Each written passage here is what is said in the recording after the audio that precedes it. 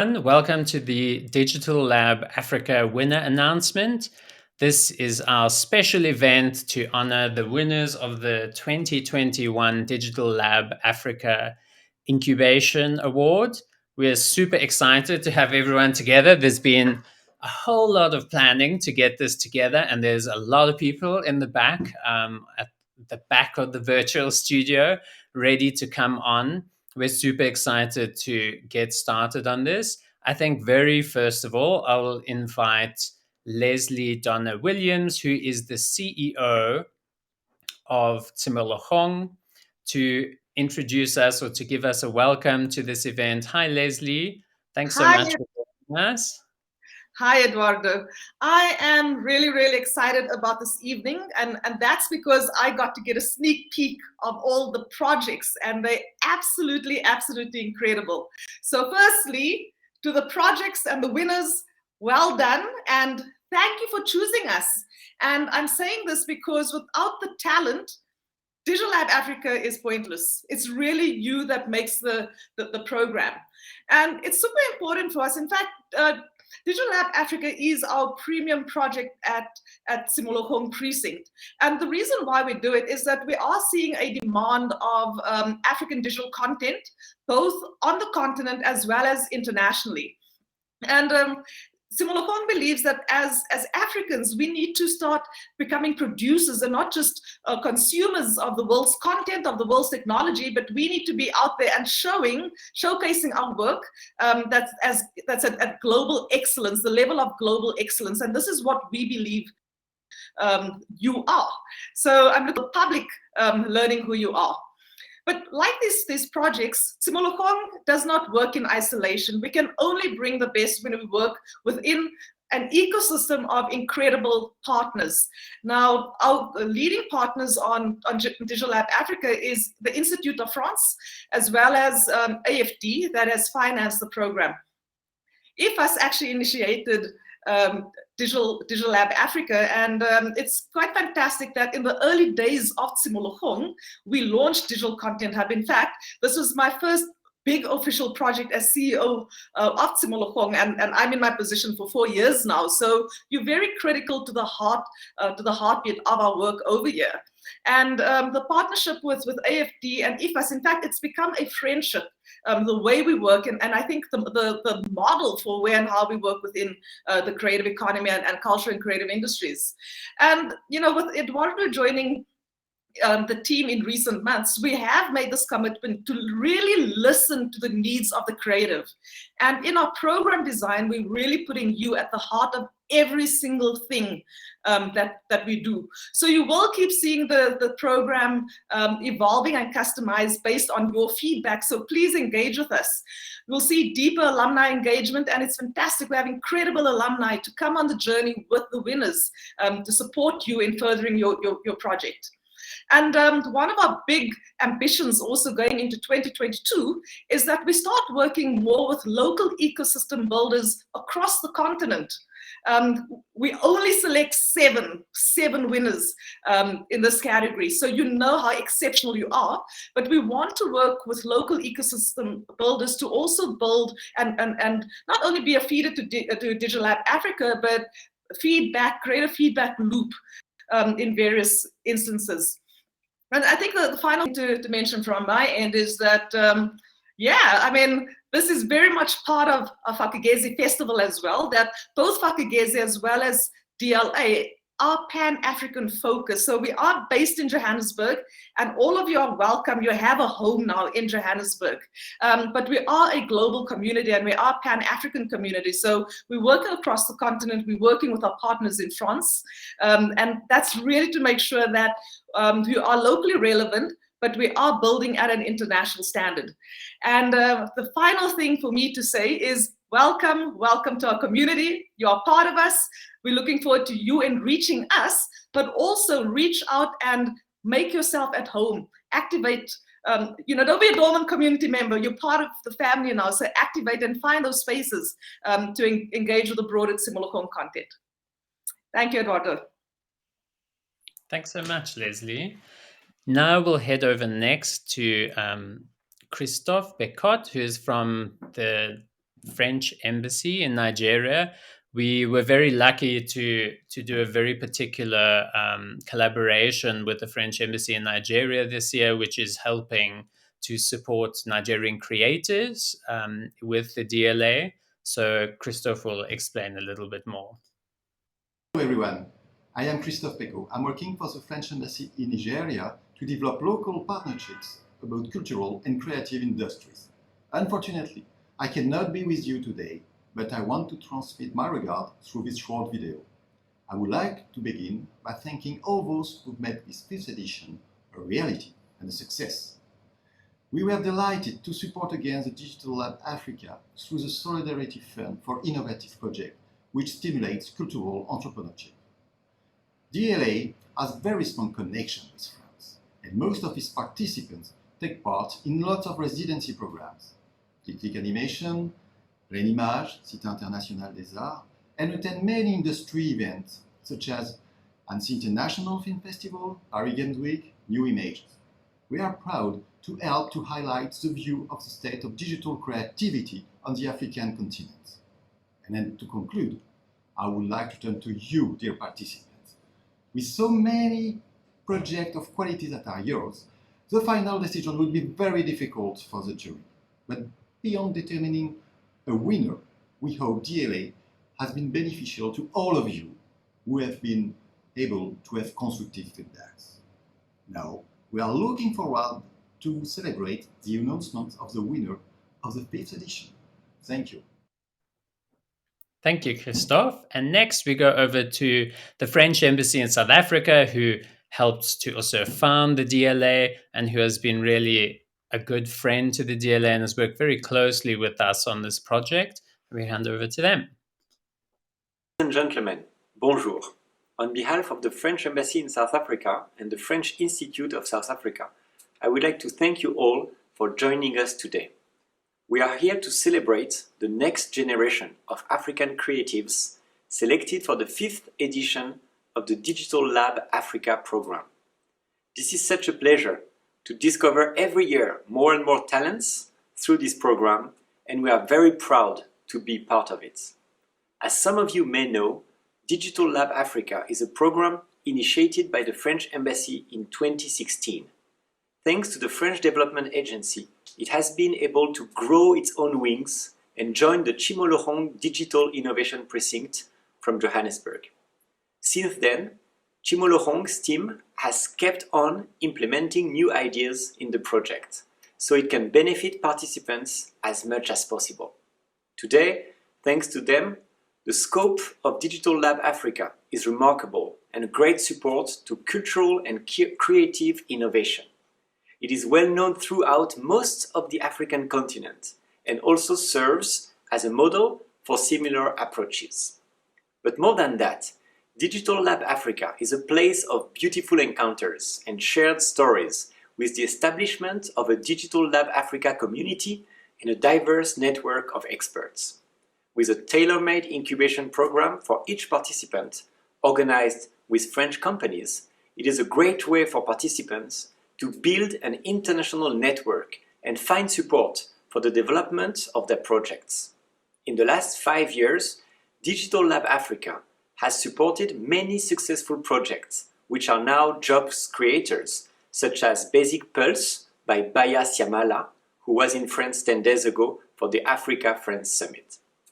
The program is fully in line with the orientations of the summit and its objective of meeting tomorrow's challenges together. Innovation, cultural and creative industries are powerful tools to face these challenges. Once again, I would like to thank our partner Chimolohong, who have made it possible for this program to run so effectively. This 5th edition shows the diversity and the quality of cultural and creative industries in Africa. Congratulations to all the winners and welcome to the Digital Lab Africa family. Merci beaucoup.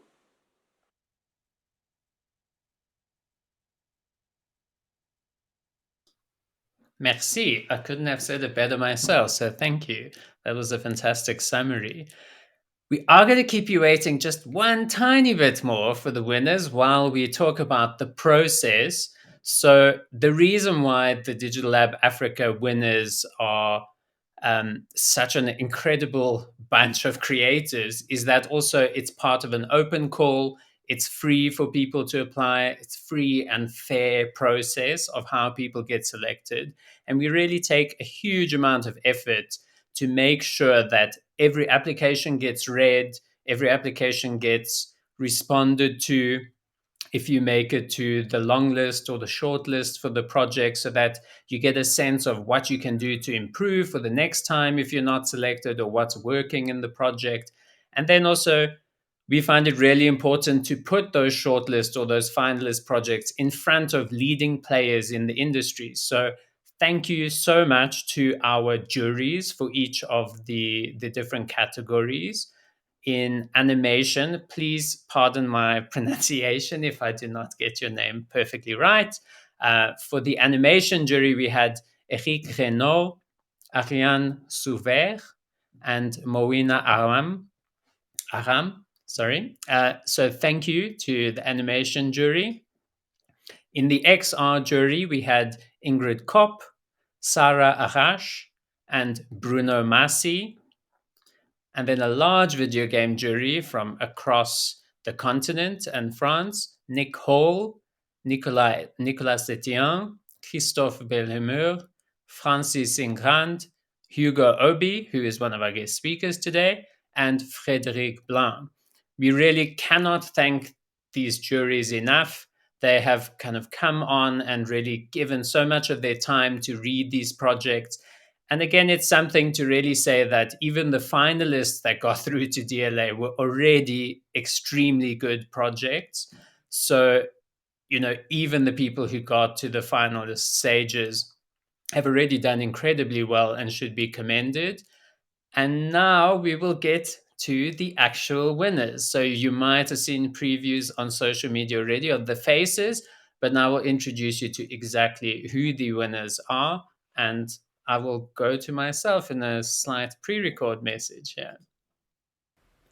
And our 2021 winners are, in animation, Sagala from Uganda, Brian from Nigeria.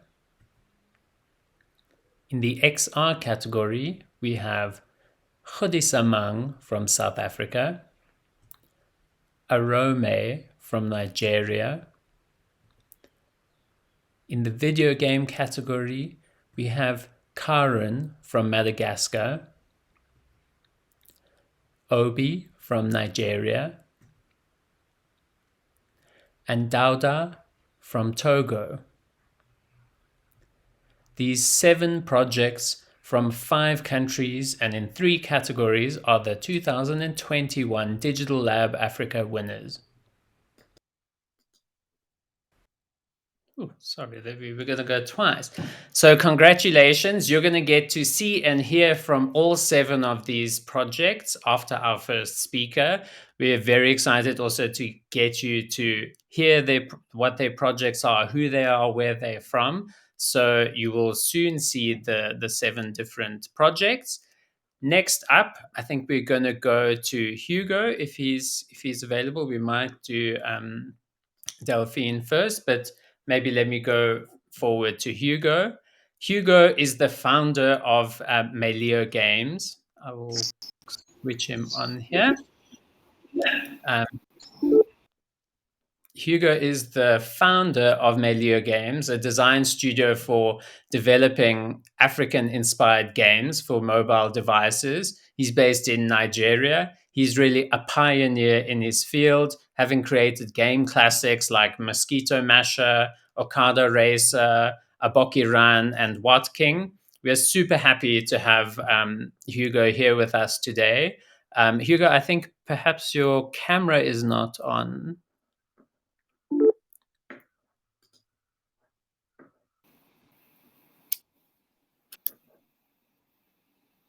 Aha, there we go.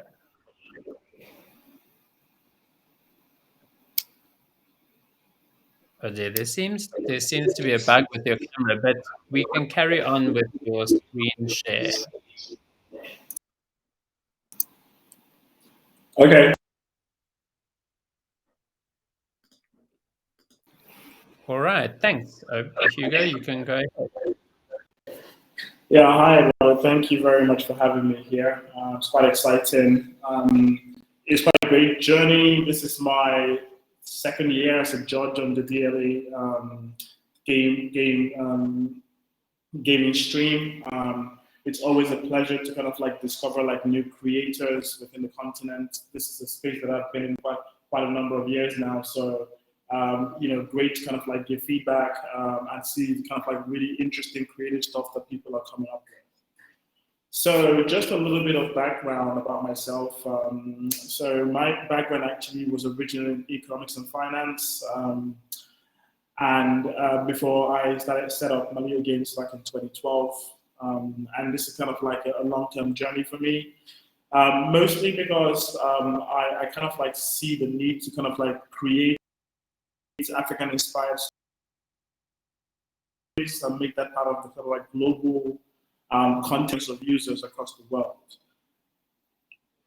So Malio was really set up to kind of like fill that gap for African-inspired, or bringing African narrative and African-inspired content onto like the mobile devices through gaming. We've built quite a lot of games over the period of time that we've been around. So we have over 40 games within our portfolio. We sort of like done multiple distribution rounds, done several sort of like licensing partnerships, and we continue to develop games both internally and for third parties through the studio. We're currently a team of 10, so quite nice and small. We're mostly all based in Lagos in Nigeria, but most of the team is actually from Nigeria. We are growing the team quite aggressively.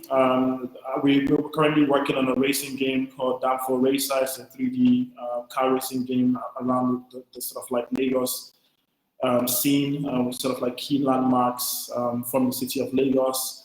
And our last title was a board game of the classic What game called What King. It's available on both Android and iOS.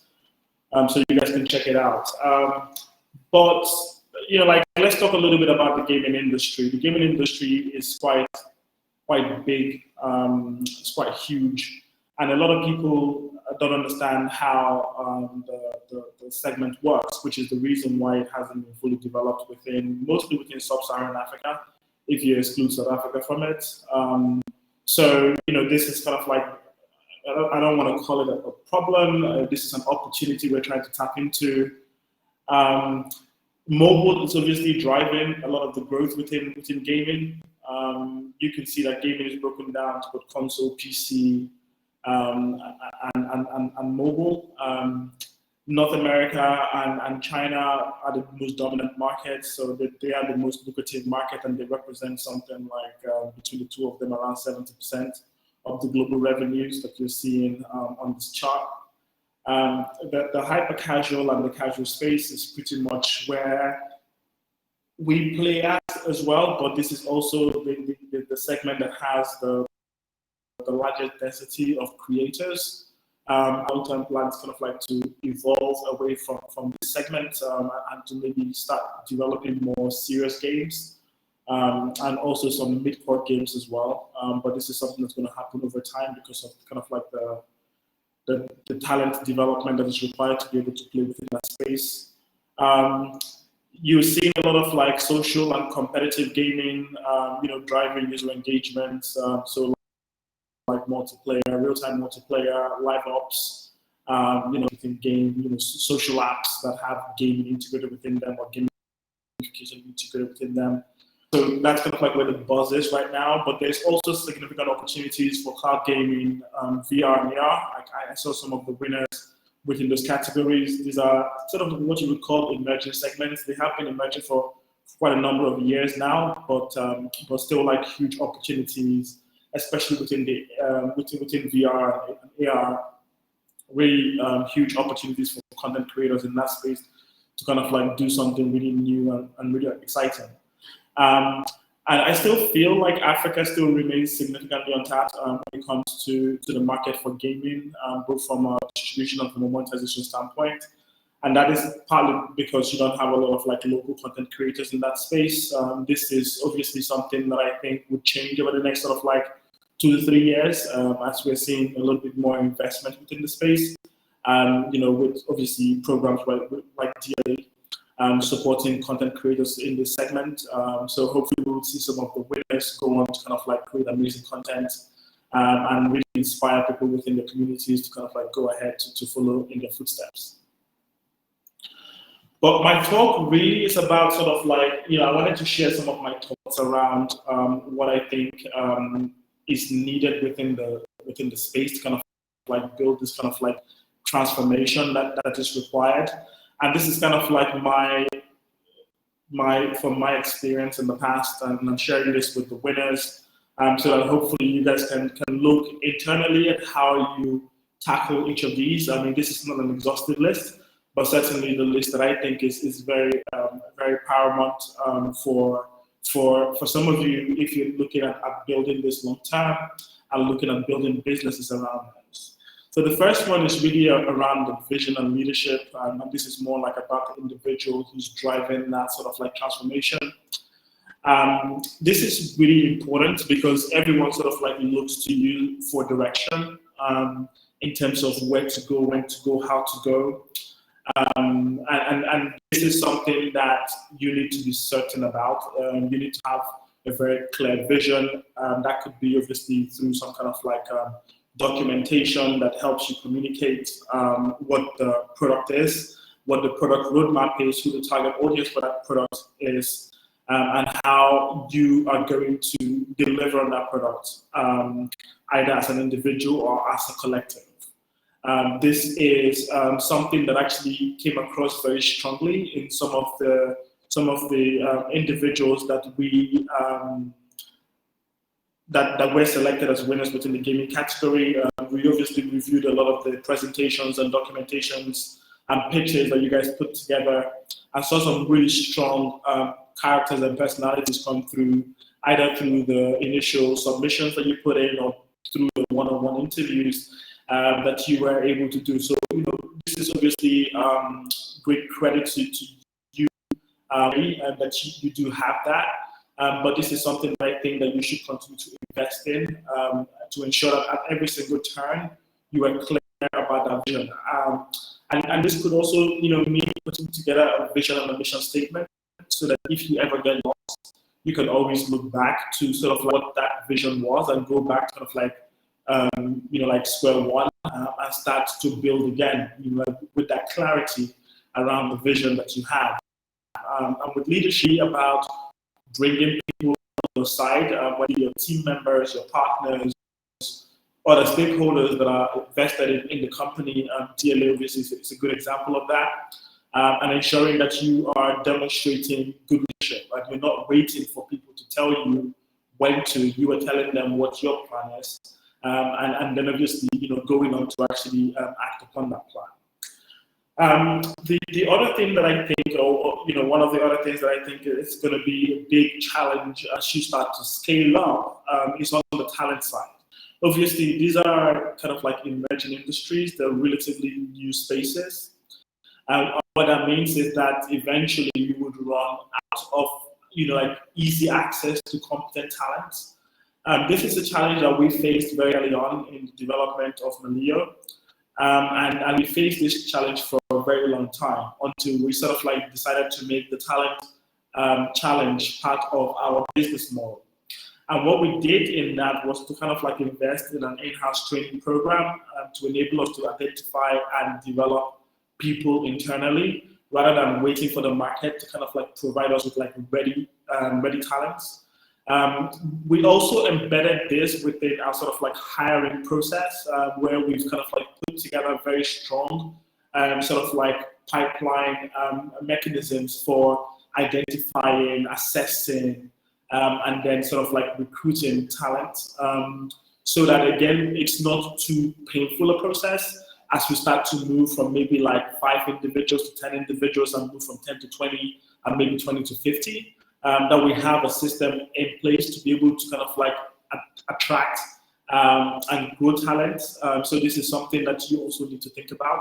It might be very early in your development process, but again, it's something that you have to keep at the back of your mind and start to figure out solutions to that talent problem, because if you're speaking to potential partners or investors, or if the scale of the project is one that requires 5 or 10 individuals to be able to work on it, you will come across this challenge, and I think it's something that you need to kind of like have at the back of your mind as you start to grow. The next one that I have here is around execution. The idea is kind of like the easy step. I know you've put in a lot of work to come up with the concepts and the kind of like project that you're working on, and a lot of you have invested an incredible amount of time developing this project so far to this point. But what you will then start to find is that delivering on the project becomes a little bit more complicated as you go through time, and as you start to work with multiple stakeholders, people can be pulling the project in multiple directions, and it's kind of like very difficult to keep a sense as to where the project at any one time. Now, obviously, there are tools that makes it easier for you to kind of like build, fantastic communication, be it using Discord or using a tool like Slack. I'm sure most of you are using one of those tools, if not both of them. You have like project management tools that you can use. You have whiteboarding tools. I mean, there are loads of collaborative or collaboration tools out there that would really help to make your work easy or easier. But the important thing here is to kind of like keep that sort of like project milestones in mind and be clear about when you're missing the key milestones, because it's very easy to get lost in the middle of a project. Actually delivering on this project is the important milestone that you have to kind of like focus on. And with the DLA support, there is the expectation that you will get support for the project, but it's really up to you or down to you to ensure that you are actually able to execute the project and achieve what your initial objective was, which is delivering on a project that you can actually bring users on board and hopefully scale further down the line. One of the big challenges in my experience working within the gaming space has really been around distribution. And finding sort of like distribution mechanisms that work for target customers within the African continent. Now, obviously, one of the ways that you can distribute is to work with a publisher. So if that is the strategy that you have in mind, then this is a conversation that you want to start really early. And when you're building that relationship, try and build a relationship that actually meets with your own core objective, right? So it's very important that whatever partner you choose to work with, if you're looking at working with a publisher, for instance, that they sort of like embody the ethos of you as an organization or you as an individual, and that you guys actually have a very good working relationship. Because sometimes when there's a misalignment in objectives or misalignment in expectations, that can lead to disappointments, and that can also lead to failed executions. And this is an important step when you're looking at working with third-party distributors or publishers, that you find somebody who really believes in the vision the same way that you do and is willing to make as much investment in the delivery of that project, not just in the distribution of the project in itself. If you're self-distributing, then you really need to start looking at, how you're going to do that. So, in our case, we are a mobile-based platform, so we are looking at the app stores with Google Play, and building relationships with product managers within those two platforms to ensure that we have top-line visibility for our games when they're published. There is a timing component to when you start having those conversations, when you have a prototype, when you have a pitch deck for your game. It's very important that you start kind of like having those early conversations and obviously having very clear timelines for your project in terms of when you want to get it delivered. Obviously, distributing your content is one thing. Generating revenue from your games is another thing. Within our line of business, we operate a free-to-play model, which essentially means that the games are accessed for free, and then we try and monetize the games through in-app advertising or through in-app purchases, and in some cases through subscriptions. And it also, in some cases, a combination of all. But I really want to recommend that you guys start thinking about alternative revenue streams for your games, thinking about long-term IPs, for instance. and how you can do cross-platform promotions or cross-platform distributions for your game. So if you have a game, you could want to create an animation from the game. If you have an animation, you might want to create a game from the animation, and stuff like that to kind of like driving revenues. You should also invest heavily in sort of like building up the IP, because that IP would have sort of like long-term value beyond just the reach of like players on the App Store, for instance. So this is a very strong recommendation that you also start thinking about revenue models for your game really early, because there will be a lot of like investment in capital, investment in sweat equity, investment in time, and you need to ensure that you have some kind of like return on that investment in a cash form, and this is very important. And the last bit that I think is going to be very important for you guys is investment. So financial investment or capital investment, as well as advisory. And I put in the advisory piece there because sometimes it's very difficult to raise equity investment or to raise capital investment for projects. And another way that you can approach this is to get people who have a lot of experience to invest their time in advising you on your project. This is extremely valuable because it can open a lot of doors for you. And those doors essentially, in some cases, can be converted into revenue. So I think like, don't wait to get investment to be able to reach out to people and ask them if they're willing to kind of like sit in some kind of like non-advisory capacity and give you based on experience. And there are multiple individuals that you can reach out to. It's a very great platform for reaching out to people, build a relationship with them first, and then see again if there is a fit in terms of ethos, vision, passion, interest, before you actually make that request for them on your advisory board, and leverage them to unlock investment or leverage them to unlock access to capital, as there might be alternative methods that you can access. And there's a last one which I haven't included in this list, which is around sort of like partnerships. There are loads of like funds that are available for creators like yourselves. There are loads of access to kind of like capital grants and stuff like that you can apply for. I would definitely recommend that you also start looking into those really early. The more resources you can get access to at this stage, the better, and the greater the likelihood that you can actually deliver on your project and be able to achieve success. But that's my presentation. Thank you very much for having me again, and I look forward to seeing you guys deliver on your projects. Thank you, Eduardo. Thanks so much, Hugo. I mean, speaking about an advisor that you would want to have would be to have Hugo Opie as an advisor for your video game project. Thanks for that input, a really detailed dive into the kind of video gaming sector in Africa. And it's really one of the sectors that we think is going to explode in the next few years in Africa. It already is exploding, but that's also why we have it as one of our winning elements in the Digital Lab Africa. So thanks, Hugo. I think there's an issue with your camera, so you might need to join and rejoin so that the camera shows up perhaps for the question session at the end. Thanks. All right, we're going to now start bringing in the winners so that they can tell you themselves about their projects. I'm going to join them one by one. So Sagala from Uganda, Khodisaman from South Africa, Karen from Madagascar, Dauda from Togo. We have Brian from Nigeria. And there, here we go. Obi, also from Nigeria.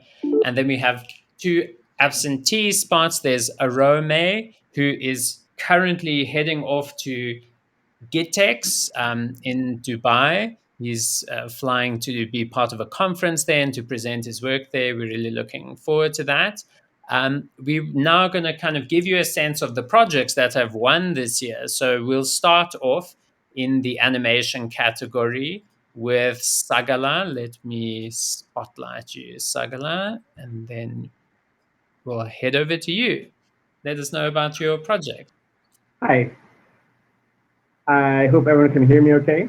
My name is Sagala, beaming to you from Kampala, Uganda. I'm very excited to be here and very honored to be here. Our project is called Sheepish. It's an animated TV series produced by Sawa Sawa Studios, where I work as a writer and producer. It's set in an African-ish city called Sheepish, where the title characters Tabu and Zabu are trying to make it from the bottom of the hill to the top. Anyone who lives in any African city knows that you always want to move to the top of the hill. That's where all the nice houses are. Tabu and Zabu live on the bottom, and it's about them and the cast of characters as they try and make it to the next level in life. The project is currently in development. We're almost done with the Bible, and we're shopping it around to various podcasters and partners to try and get into an audience of teens and youths all over the continent. I'm very excited to be here as part of the Fakugesi Festival and as part of Digital Lab Africa. And here in Sawa Sawa, we're excited to meet with other African creators because we're passionate about African stories for African screens. Thank you very much.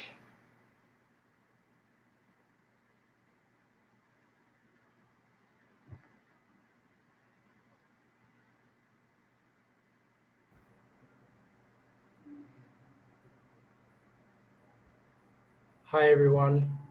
Can you hear me properly? Yep. Okay, great. Hi everyone. My name is Brian Laulu Wilson. I am creative director and co-founder of Zero Gravity Studios, which is based here in Lagos, Nigeria.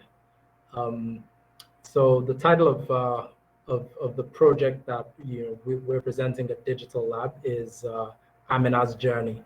Now, Amina's Journey is the story of a young girl from northern Nigeria, a place called Mamanti in northern Nigeria, whose village gets attacked by Boko Haram terrorists. So we start the journey or the story from her fleeing in a forest nearby her home village. Now we see her fleeing and see, three ghostly-like creatures chasing her, and all of a sudden, one of them screams out and they stop the chase, but she keeps running into the forest further and further until she trips and falls and, looks back to see that she's no longer being chased by these ghostly-like creatures. But then all of a sudden, before she can even gather her thoughts, two people come stumbling out. She's about to hide, but she realizes that these are two of her close friends. They hug each other and they start to cry and, just wonder what's going on. How did they get here? Then Amina all of a sudden just says, my father. And then we kind of flash back to the village where she's just coming back from, the farm with a lot of her produce and stuff. Then all of a sudden, mayhem breaks out. We hear gunshots and see people running in every direction. She runs to her home to find her father, in the midst of these ghostly-like creatures. But then we find out that these are not ghostly-like creatures at all. They're actually Boko Haram terrorists. But, she's sort of, as a way to compensate for the trauma she's facing, she's begun to see things. So the story is really about seeing everything in this story through the eyes or the viewpoint of a little girl. Otherwise, it would be a very difficult and maybe, it would be too sad a story to tell because of all the blood and gore and everything that Boko Haram represents. So we kind of made this, through the eyes of this child to make it a story that's more accessible to a younger and a wider audience. So that's the story of Amina's journey, how she makes new friends in the forest and then eventually becomes a leader, leading the people to safety at an IDP camp, where the journey ends. But she essentially becomes a refugee in her own country.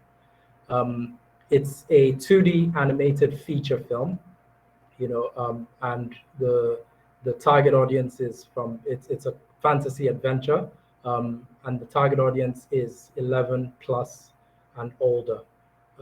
Language would be in English with a little bit of Hausa, and the film is currently in pre-production stage. So, and we are working with co-producer to bring the story to life. So that's Amina's journey in a nutshell. Like the previous speaker said, I'm really glad to be a part of DLA and to, meet with other creators across Africa and tell African stories that resonate with the rest of the world. Thank you very much. Thanks so much, Brian. That sounds amazing. Next up, we have in the XR category, Khodisamang from South Africa. Hello, everyone. I'm Khudisa Kuno from South Africa. I'm the owner of Mohale Pictures, and my project is called Black Women and Sex. The project is a documentary feature that also has an XR experience. We plan to premiere both of them at the same time. We're in pre-production for the project. The project is it talks about the tension between Black women and the politics of sex. We follow 3 women from 3 different parts of Africa. We have a transgender woman from South Africa, a woman from a polygamous home in Nigeria, and an actress who's in the limelight in Zambia. So these women come from different cultural backgrounds. They come from different economic statuses, different countries, different backgrounds, but we see how the politics of sex kind of connect African women from in different contexts. And in the VR experience, we have them in big bodies of water. It's a 360 immersive project, and one is in the ocean, and one is in the Victoria Falls, and one is in a river. And all of them are naked. It's kind of beautiful, artistic nudity, just to kind of show that women still, own their bodies, still have ownership of their bodies, changing the narrative about representation when it comes to African women's sexuality and defining their sexuality for themselves and using water as a nuance to express their emotions and experiences around sex. It's going to have a very African vibe to it. We play with like mystical creatures, like themes of mermaids and life underwater and spirituality. You hear drums, and if you're from South Africa, you know what I mean when I talk about drums and traditional leaders, healers being able to get into water and connect with the spiritual realm. So those are the themes we're going to be playing with in the VR experience. And then in the documentary, it's going to be their real lives and experiences. So I hope everyone can check out both of these experiences. And we're very, very excited, very excited to be one of the winners for DLA. Thank you so much. Thanks so much for this, Amang. We can't wait to see your project. It sounds really incredible. So we're looking forward to seeing it in real life.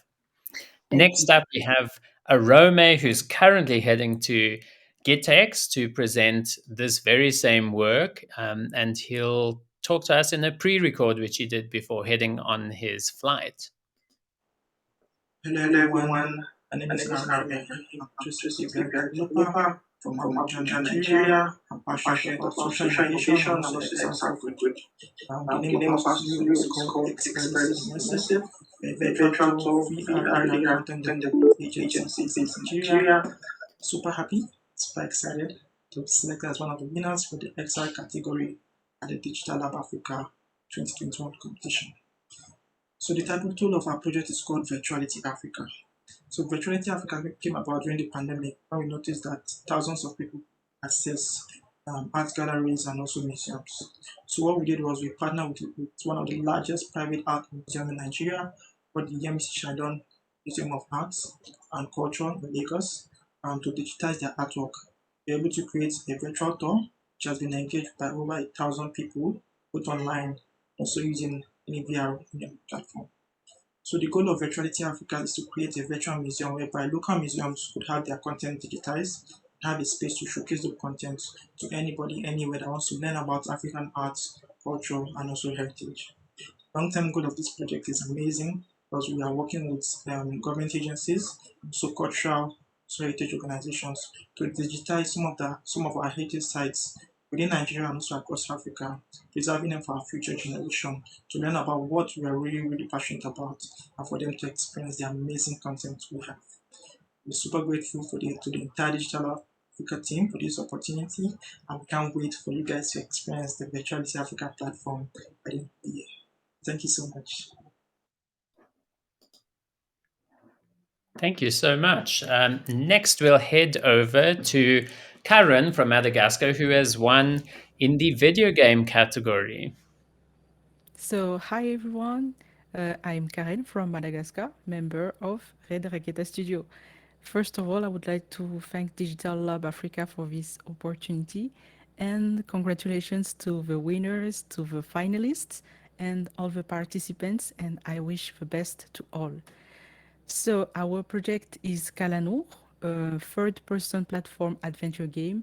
And using powers from the four elements, the player's mission will be to save the inhabitants of Madagascar who have been transformed into chickens by a witch.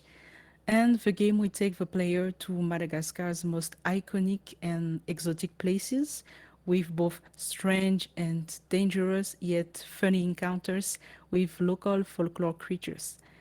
So Kalakale is our main character. It's a Kalanour, a strange creature from Madagascar with supernatural powers. And what's behind the idea? It's a mix of pop culture and our culture. So Kalanour was born from the idea to tell an universal heroic story using our culture, which tends to be forgotten. So the game is a hero's journey set in our beloved country. And the vision slash ambition is to launch a game that would be fun with dad jokes, funny quests, etc., but with a cultural touch as Calano brings back to Madagascar its landscape, its culture, and its legends. And the game will be aimed at all ages, including children, whom we mainly focus on. And who knows, why not create a small emblematic figure of the African game like Mario and Zelda? So that's it. Thank you. Thanks so much, Karen. I see we actually have had an issue with the next person. So we'll go over actually to Ismail Dauda.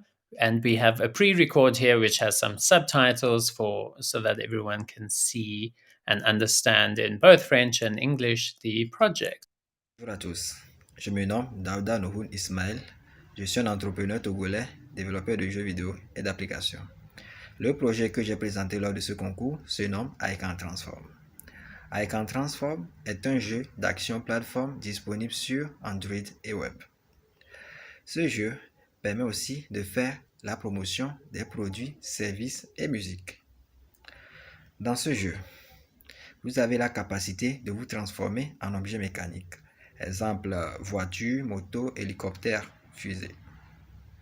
Cette capacité va vous servir à éviter les obstacles dans les niveaux et défier les méchants.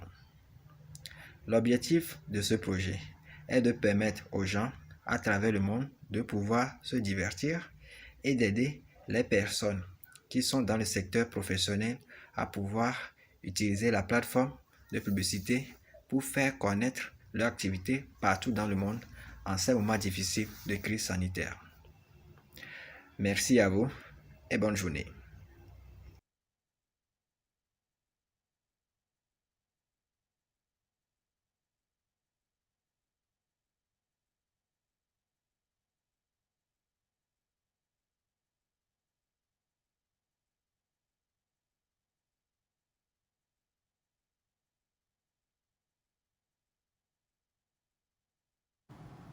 Hello everyone, my name is Obi Ifeanyi Chukwu Daniel.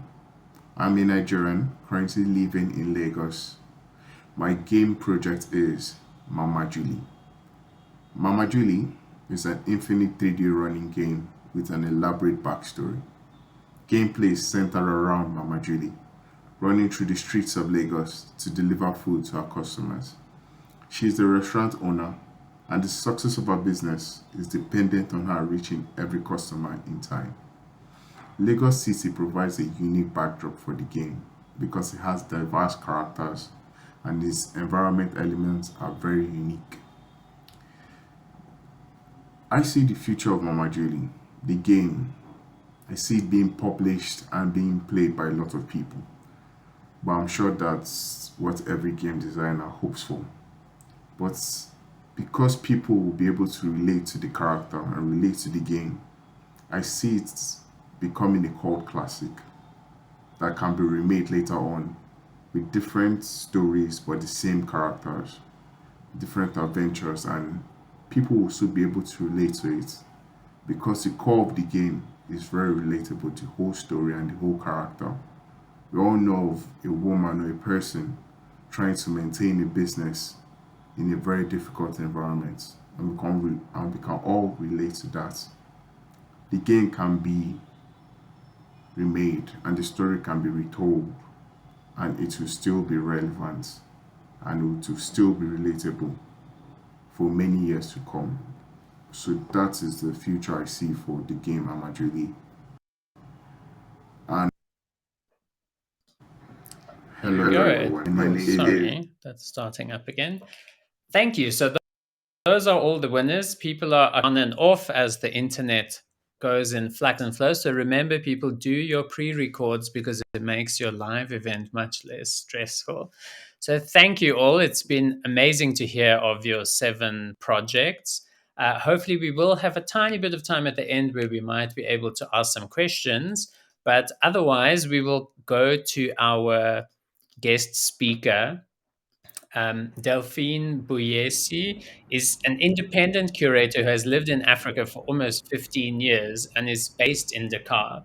Her studies in history and communication/journalism have led her focus and her passion for art making, specifically on the mediation and communication of contemporary art and museums. We're super happy to have Delphine here with us as a speaker with Hugo. We really wanted to give a rounded sense of what the digital art space is like across the countries of Africa. It's so dynamic, it's so diverse that the more rounded ways we can give to talk about it, the better.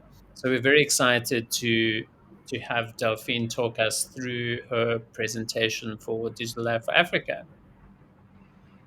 Hi, everybody. My name is Delphine Bouiersie. I'm super honored to have been invited by Digital Lab Africa to talk about my experience as an independent curator based in Dakar since 2018. So Eduardo already introduced me to you, and I don't think I need to add anything else, except maybe that when I arrived on the continent 16 years ago, almost 16 years ago, I was a bit afraid to see no professional possibilities or opportunities for me. But as many things in life, it's quite often a question of perception. So I changed my glasses, and what I saw as closed doors became an open field of possible. I choose to become an independent and to learn by doing without stopping to train. So my journey is not especially linear, but at a point in your career, everything will create a synthesis, and your hybrid journey will become your own journey.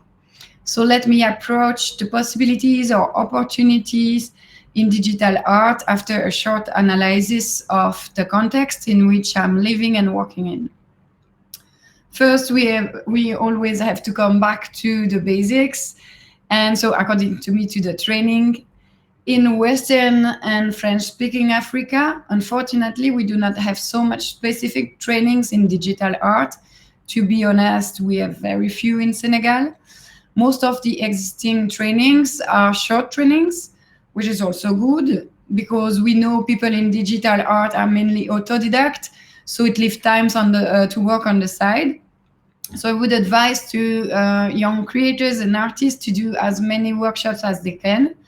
But it's also true there are no real complete training. So sometimes the part about critical thinking and research that you can find in long-term programs can be missing. So I would advise artists and creators to stay curious and read everything they can find on the subject. So anyway, there is also a real growing. We can go back to the other one. There is also a real growing demand in this field on the artist side as well as the inventor side.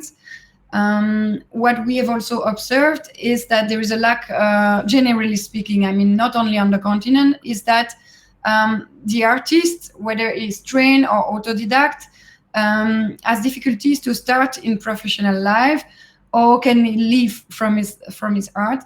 And because there is a lack of professional training, that is why we have created our own program of professional coaching for artists in Senegal, which is called WAYAS. So now we can go to digital creation in Africa. And with the rising issue of the hegemony of American tech giants fighting for the cultural sovereignty with China, especially about artificial intelligence, but not only, culture, education, and training are also becoming issue. It's already visible with the deployment of training center on the African continent, with like IBM or MIT or even Google.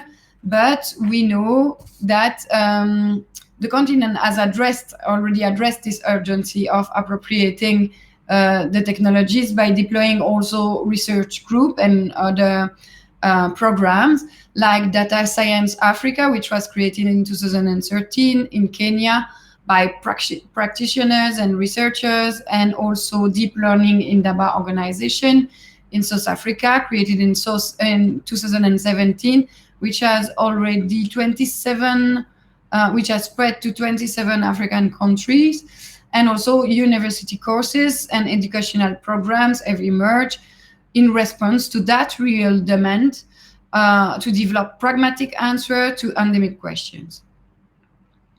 So what the digital sphere offers, it's a huge access, different from the white cube galleries, which is always available to anyone around the globe at a very low cost.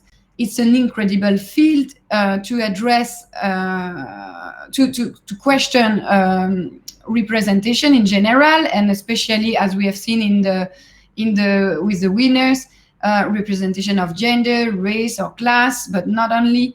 And it's an incredible field to experiment new format of creation and to generate new singular narratives. But what we have to pay attention as creator, cultural manager, or artist is we have to pay attention to the cognitive bias with, for example, such phenomenon as click farms. We have to pay attention to cultural appropriation, to extractivism of data, and we have also to take into account the necessity to create banks of data on the continent and the importance of data sharing. So what about the market and also a bit about the pandemic? With the development of the art market, and especially the market of art from the African continent and the diaspora, we have noticed that there is a gap between the local and international logic, creating some kind of paradox. It means that the agency, it is the capacity of an individual to navigate in that game without knowing the rules, because the rules of the art market are completely implicit. It means that to navigate it in that game, the artists will have to collaborate and to create forms of cooperation. And that's what we have seen already during the emerging from the pandemic. And I would like to explore several kind of projects with you, such as, for example, the one of Marcus Neustetter, who is from South Africa, and who had presented a very nice art exploration during the festival Afropixel in Senegal. It was a kind of a new dialogue between artists from all over the world. They have created a special performance by distance.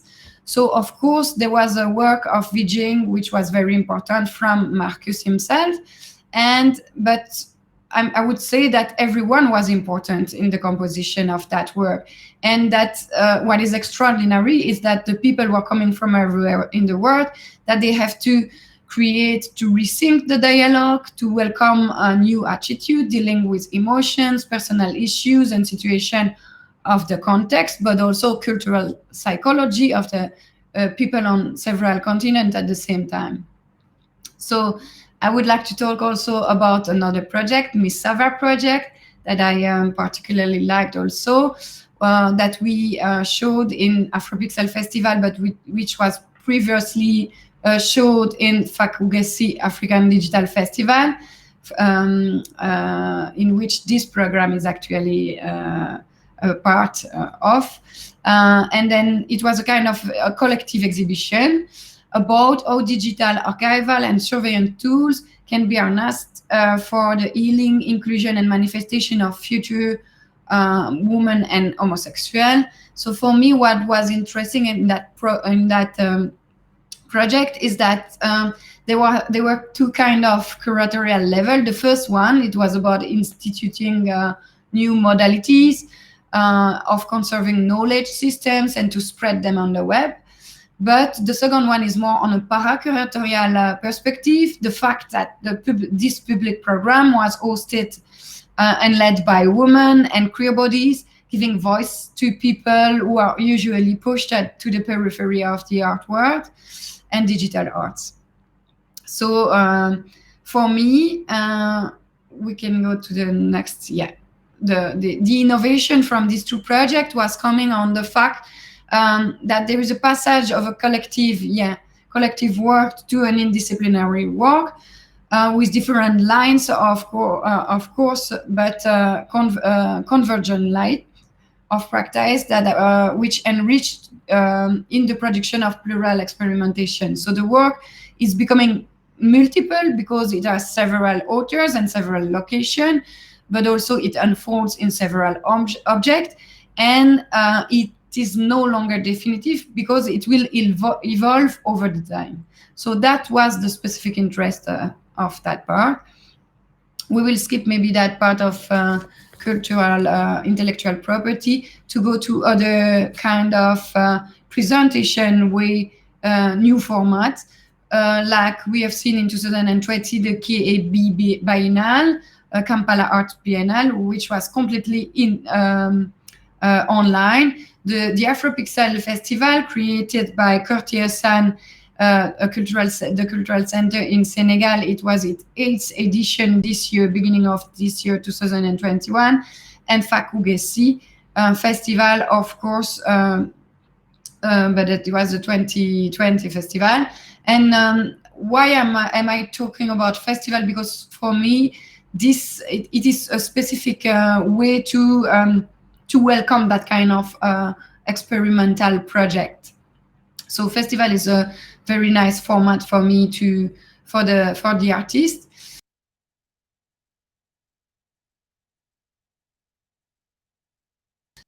So I try to sum up what I to Val, like Afropixel Festival or Fakugesi Festival, or even international festival, which are more and more interested in African art coming from the African continent and voices coming from the African continent, to do as many workshops as you can as an artist, to go to incubator and events, to create your network, to go on residencies, and don't forget also to look after the special network of Fab Lab. Like, for example, in French-speaking countries in Africa, we have REFAO, because the Fab Lab is a special way to experiment new projects. And also I have put some interesting long-term projects which have been created since few years on the continent, and trainings. So I will be open. I was very, I'm glad to have been part of that project. I thank you so much. And I will be happy to answer a question if we still have time. Thanks so much, Delphine. You will see a kind of link here. So bit.ly/Delphine notes, you'll be able to see links to everything that Delphine has mentioned here. So to all of the festivals, Fakugesi, which is currently happening now, and you might be watching within Fakugesi. And then I think since we are all kind of here, I'll bring everyone else on to see if there is any final question. Feel free to ask Delphine. Hugo's also on. We might not be able to see his video, but are there any questions from you guys to each other? I see there's been a bit of drop off during the event. Internet connections are not all that stable. But yeah, I don't know if Delphine, if you have questions to some of the winners. I see Brian is also back on. I don't have any question because actually the project are super clear, but I was super interested to know more about this project in development and to learn more about everybody again and again. I mean, I will follow you guys. Yeah, so all the projects, if you want to find out more, there's also another short link here, which is bit.ly/DLA21. If you go there, there's kind of short videos about every single project and a bit more text description. I don't know if there aren't any other questions, then we are a few minutes over. I'd like to really thank our two speakers, Hugo Obi from Nigeria. Thank you very much. Delphine Bouiersie, it's been a real pleasure to have you here. And then also to all of our winners. This is actually only the start of the journey. There's incubation, masterclasses, residencies, at all different kinds of levels, which we're really excited to really get started with all of the participants. And also, if you go onto our social media, you will see a lot of other things happening with Digital Lab Africa. So testimonials from previous winners. We've gone on to do incredible things like get Netflix mentorships with the Gobelin School to get production deals. There's current DLA1 winners who are now going across VR festivals in the world. So we look forward to seeing you and seeing you apply to future DLAs. Please keep in mind that DLA will be opening its next edition in February 2022. Sounds quite futuristic. So keep in mind your projects and your ideas if you want to apply then. We'll be opening applications and selecting the new cohort of DLA winners. So we hope that if you're watching now, you'll be one of the winners next year. We're also going to be expanding the DLA to have a larger community aspect so that people will be able to meet each other and transfer knowledge. So we're really excited to be launching that also next year as a really interactive Discord community between DLA applicants, alumni, previous winners. So yeah, thanks so much, everyone. We'll be ending the stream on this side, but we'll kind of stay on as winners, alumni, and speakers on the back end. So thanks for joining us today.